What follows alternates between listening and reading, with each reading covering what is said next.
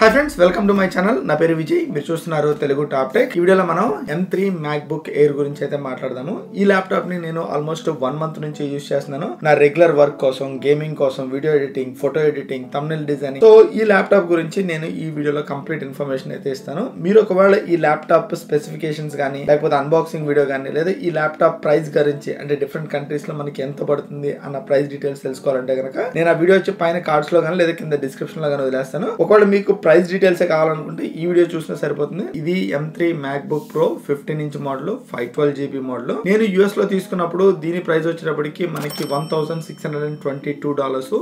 ఆ ప్రైస్ నేను Indian rupees కింద కన్వర్ట్ చేస్తే నాకు సమ్మర్ అరౌండ్ 1,34,000 అయితే పడుతుంది. వెరస్ మీకు ఇదే ల్యాప్టాప్ ని మీరు ఇండియాలో తీసుకుంటే కనుక మీకు 1,55,000 అయితే పడుతుంది. మీకు US కి అండ్ ఇండియాకి డిఫరెన్స్ వచ్చేటప్పటికి మనకి ఆల్మోస్ట్ 20,000 డిఫరెన్స్ ఉంది. ఒకవేళ మీరు ఇందులోనే బేస్ మోడల్ తీసుకోవాలనుకుంటే కనుక మనకి US లో దీని ప్రైస్ వచ్చేటప్పటికి $1,406 అయితే పడుతుంది. మీరు దాన్ని ఇండియన్ రూపీస్ కింద కన్వర్ట్ చేస్తే మనకి సమ్మర్ అరౌండ్ 1,16,000 అయితే పడుతుంది. మీరు ఇండియాలో తీసుకుంటే కనుక మీకు అక్కడ 1,35,000 అయితే పడుతుంది. సో మనకి అక్కడ కూడా ఆల్మోస్ట్ 18,000 డిఫరెన్స్ ఉంది. సో మోస్ట్లీ ఈ ల్యాప్టాప్స్ ని మీకు ఒకవేళ US నుంచి ఎవరైనా వచ్చేవాళ్ళు ఉంటే కనుక వాళ్ళ ద్వారా తెప్పించుకోండి, లేకపోతే కనుక మీరు ఇండియాలోనే తీసుకోవచ్చు. మనకి లాస్ట్ ఇయర్ వచ్చేటప్పటికి M2 MacBook Air అయితే రిలీజ్ అయింది. సో ఇది వచ్చి మనకి M2 MacBook Air 13" మోడల్, ఇది వచ్చి మనకి M3 MacBook Air 15" మోడల్. మీకు ఈ రెండిట్లకి సైజ్ డిఫరెన్స్ తెలియాలంటే కనుక సో మీకు ఇది మీకు రెండిట్లకి సైజ్ డిఫరెన్స్. నా దగ్గర టోటల్ గా మొత్తం 3 ల్యాప్టాప్స్ ఉన్నాయి. ఇది వచ్చి మనకి M1 Max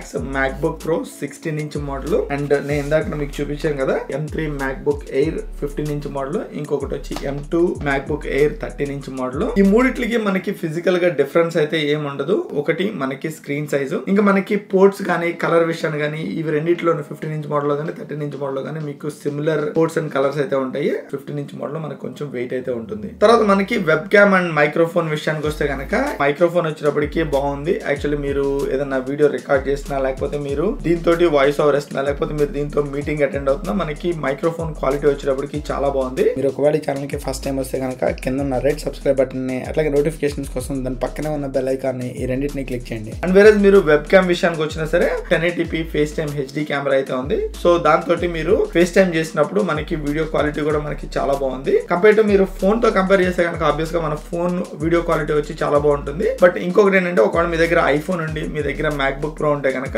మీరు దీని కెమెరా యూజ్ చేయట్లేదు, డైరెక్ట్ గా మీ ఫోన్ కెమెరానే దీనికి మీరు కనెక్ట్ అయితే చేసుకోవచ్చు. సో అదొకటి ఈజీ వే అనమాట. మీకు ఇంకా బెటర్ క్వాలిటీ వీడియో కావాలంటే కనుక మీ ఫోన్ మీ ల్యాప్టాప్ కనెక్ట్ చేసుకుని మీరు ఫేస్ టైమ్ అయితే చేయొచ్చు. అండ్ తర్వాత మనకి డిస్ప్లే చేంజెస్ విషయానికి వస్తే కనుక మనకి లాస్ట్ ఇయర్ కూడా మనకి 15" మోడల్ ఉంది. మనకి similar size laptop and same ports ఉన్నాయి. కాకపోతే లాస్ట్ ఇయర్ మీరు ఓన్లీ ఒక ఎక్స్టర్నల్ 4K డిస్ప్లే కి మాత్రమే కనెక్ట్ చేయగలరు. కాకపోతే మీరు M3 MacBook Air మోడల్ తీసుకుంటే కనుక మీరు 2 4K మోడల్స్ ఇవి రెండు ఉన్నాయి కదా, ఈ రెండు USB Type-C పోర్ట్స్ యూజ్ చేసి 2 4K మానిటర్స్ కి అయితే కనెక్ట్ చేసుకోవచ్చు. సో అదొకటి చాలా బాగుంది. ఎస్పెషల్లీ నేనైతే వెనకాల నాకు 2 మానిటర్లు ఉన్నాయి కదా, ఈ 2 మానిటర్లని నేను ఒక ల్యాప్టాప్ కనెక్ట్ చేసి వర్క్ చేసుకుంటాను. ఒకవేళ మీరు ఎవరైనా సాఫ్ట్వేర్ ఇంజనీర్ కానీ, లేకపోతే ఎవరైనా లైక్ కంటెంట్ క్రియేటర్ గానీ అయితే ఒక సైడ్ మీరు ఏదైనా స్క్రిప్ట్ పెట్టుకుని రెండో సైడ్ మీరు కావాలంటే ఎడిటింగ్ చేసుకోవచ్చు, లేదా ఒక సైడ్ మీరు ఏదైనా కైండ్ ఆఫ్ మూవీ చూస్తే ఇంకొక సైడ్ మీరు ఏదైనా గేమ్ ఆడుకోవచ్చు, లేకపోతే ఏదైనా ప్రొడక్టివిటీ లైక్ స్క్రిప్ట్ ఏదైనా రాసుకోవాలన్నా రాసుకోవచ్చు అనమాట. సో అదొకటి గుడ్ థింగ్. తర్వాత నేను ఇందులో బ్లాక్ మ్యాజిక్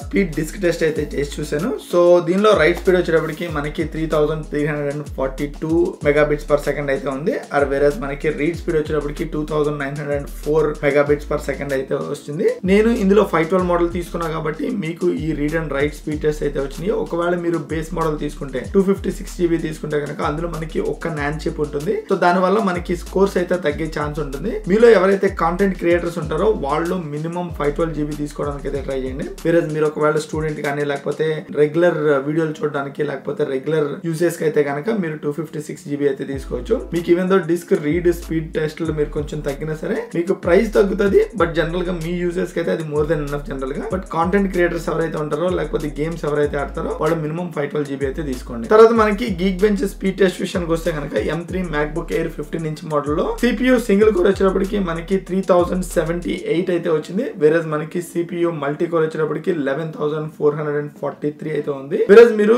ఇందులోనే GPU మెటల్ స్కోర్ విషయానికి వస్తే కనుక ఇందులో మనకి 46,295 అయితే వచ్చింది. అండ్ వేరేజ్ మనకి GPU ఓపెన్ CL స్కోర్ వచ్చేటప్పటికి 26,760 వచ్చింది. సో మీకు డిఫరెన్స్ అయితే కనుక నేను స్క్రీన్ స్క్రీన్ మీద వదిలేస్తాను, ఒకసారి చూడండి. తర్వాత మోస్ట్లీ మనకి చాలా మంది అడిగే క్వశ్చన్, ఈ ల్యాప్టాప్ మనం ఎవరు వాడచ్చు అనేది. సో ఫస్ట్ మనకి ఎడ్యుకేషన్ విషయానికి వస్తే కనుక మీరు ఒకవేళ స్టూడెంట్ కానీ లేకపోతే మీరు ఫస్ట్ టైం ప్రోగ్రామింగ్ నేర్చుకుంటున్న C++, జావా, ఆరికల్, లేదా మీరు ఒకవేళ జావా స్క్రిప్ట్ కానీ పైథాన్ కానీ ఇట్లాంటివి ఏ ప్రోగ్రామింగ్ లాంగ్వేజ్ నేర్చుకున్నా మీకు ఇందులో base model is more than enough అండి. ఒకవేళ మీరు మూవీస్ చూస్తున్నా లేదా షాపింగ్ కోసం తీసుకుంటున్నా లేకపోతే మీరు సాంగ్స్ విందాం అనుకుంటున్నా, నాకు తెలిసి మీకు బేస్ మోడల్ వచ్చి మోర్ దెన్ ఎనఫ్.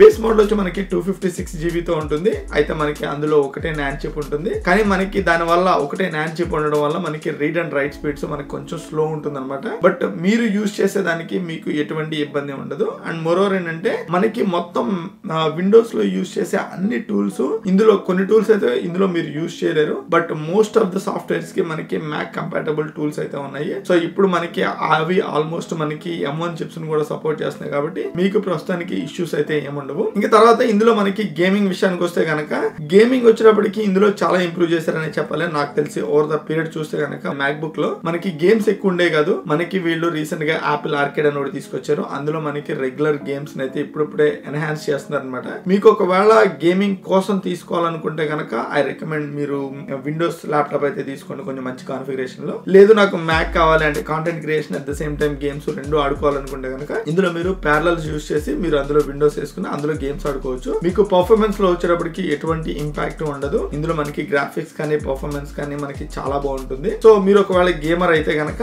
మీరు ఇది తీసుకోవచ్చు. బట్ జనరల్ గా నేనైతే విండోస్ ప్రిఫర్ చేస్తాను. బట్ మీరు ఒకవేళ games, content creation, I want to do multiple things at once అనుకుంటే కనుక ఇది యూజ్ చేసుకుని ప్యారలల్ సాఫ్ట్వేర్ అయితే యూజ్ చేసుకోండి. తర్వాత వచ్చేటప్పటికి మనకి ఫోటో ఎడిటింగ్, నాకు తెలిసి చాలా మంది ఈ ల్యాప్టాప్స్ ని ఫోటో ఎడిటింగ్ కోసం యూజ్ చేస్తారు. మీరు ఫోటో ఎడిటింగ్ యూజ్ చేసిన, కలర్ గ్రేడింగ్ యూజ్ చేసిన, లేకపోతే టెక్స్ట్ ని ఇంక్లూడ్ చేస్తున్నా సరే, లేదా మీరు థంబ్నెయిల్ డిజైనింగ్ చేస్తున్నా, మీకు ఇది చాలా బాగుంటుంది. కాకపోతే ఒకవేళ మీరు థంబ్నెయిల్ డిజైనింగ్ చేస్తే కనుక మీరు ఒకవేళ తెలుగు థంబ్నెయిల్స్ డిజైన్ చేస్తుంటే, లేదా హిందీ థంబ్నెయిల్స్ డిజైన్ చేస్తుంటే, లేదా తమిళ్ థంబ్నెయిల్స్ డిజైన్ చేస్తుంటే మీకు మెయిన్ ప్రాబ్లం ఏంటంటే మనకి ఫాంట్స్, మీకు విండోస్ లో అవైలబుల్ ఉన్న అన్ని ఫాంట్స్ మనకి మ్యాక్ లో అయితే అవైలబుల్ ఉండవు. సో ప్రిటీ మచ్ చాలా లిమిటెడ్ అయితే ఉంటాయి. దానివల్ల మీకు ఒకవేళ ఓన్లీ తెలుగు థంబ్నెయిల్స్ డిజైన్ చేసేటట్టయితే కనుక మీకు ఇది పనిచేయదు. ఒకవేళ మీరు ప్యారలల్స్ యూజ్ చేసి అందులో తెలుగు థంబ్నెయిల్స్ చేద్దాం అనుకుంటారేమో, అది కూడా పనిచేయదు. నేను ఆల్రెడీ టెస్ట్ చేసి చూసాను, అంటే దీనిలో టెస్ట్ చేయలేదు, నా M1 MacBook Air లో అయితే టెస్ట్ చేశాను, దానిలో అయితే పనిచేయదు. బట్ అదర్ దెన్ దట్ మీరు ఒకవేళ ఓన్లీ వెడ్డింగ్ ఫోటోగ్రఫీ చేస్తున్నా, లేకపోతే మీరు ఒకవేళ ఎఫినిటీ ఫోటో వాడుతున్నా, లేకపోతే మనకి Pixelmator Pro అని చెప్పి ఇంకొక సాఫ్ట్వేర్ ఉంటుంది ఇందులో,